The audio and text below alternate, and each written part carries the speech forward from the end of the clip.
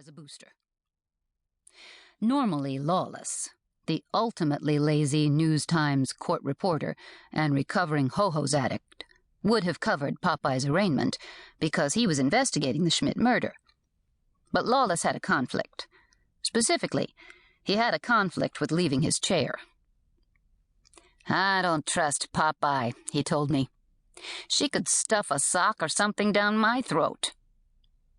"I've known Crazy Popeye off and on for 10 years, I said. "Last I checked, she doesn't even wear socks." "I don't care. I'm not taking chances." Lawless handed me Popeye's file. "You can cover her arraignment, though you better not screw it up. You're still on probation." Probation is a kind of corporate purgatory between you're hired and you've got health insurance, where I could get fired for no reason. Though I had broken more front-page stories in the past 3 months than most of his staff members, managing editor Dick Snotch refused to cut me a break. That meant the pressure was on, and, therefore, the You Go Girl suit was too.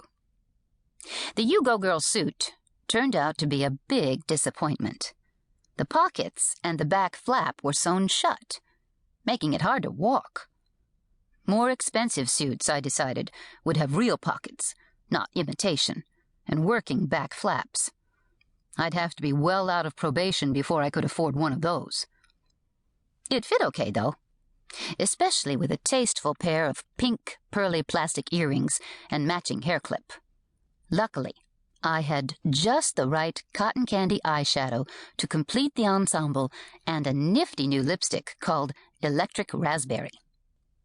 Lorena Ludwig said nothing about the suit when we met on the sidewalk in front of the county courthouse the afternoon of Popeye's arraignment.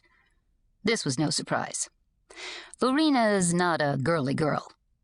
At best, she's a talented news photographer, wrestling with what she terms a character flaw, but what the rest of us behind her back call a freaking psycho temper.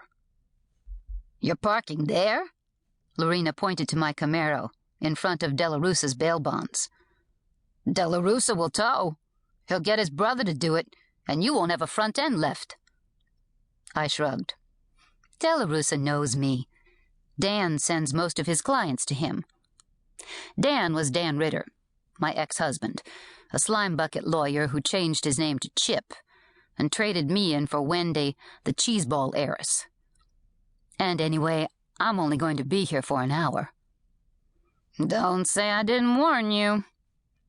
Lorena tossed the thick brown ponytail that stuck out from the back of her head and made for the courthouse. The photo equipment in her bag clinked and clanked around her neck as she bounced ahead of me. I minced behind, unable to step more than a few inches on account of the sewn-shut You Go Girl skirt. It was late November gray, going on dark and miserable. That happens to be the average forecast for the Lehigh Valley, by the way. Dark and miserable, with pockets of acid rain. If that sounds depressing, think again. Dark and miserable means pollution, and pollution means the steel plant is still chugging, and that means there'll be dinner on the table. We usually feel flush when the sun's gone.